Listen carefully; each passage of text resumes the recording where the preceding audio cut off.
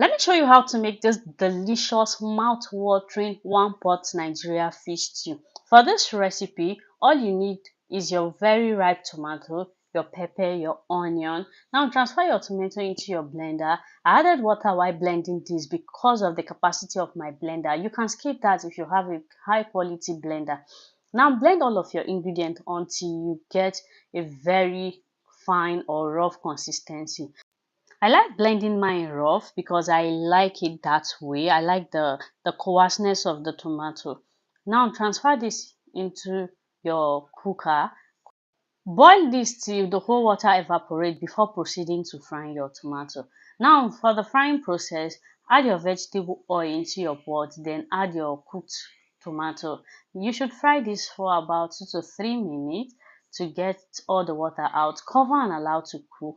Come back when the oil is floating on the top. This signifies that the tangy taste are reduced. Now season with your dry thyme or any seasoning of your choice. I added curry powder, my salt, give it a very good mix before going in with my seasoning cube. Now I use chicken seasoning for this. You can as well use any seasoning or any spice of your choice. This is dependent on you, just do you.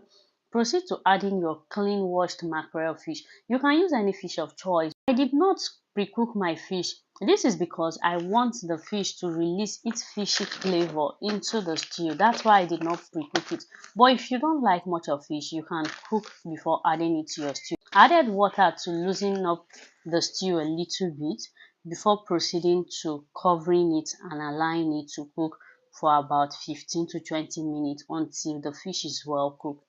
This is the fish after 15 minutes. This was already well cooked. I stir everything together to combine. At this point, the aroma was already everywhere. The fish has released its flavor into the stew. I cover and allow to cook for about 2 to 3 minutes again for everything to simmer together. And our one pot Nigeria fish stew is ready. This fish stew was absolutely delicious and mouth-watering. You should try this recipe. Thank you for watching. Bye.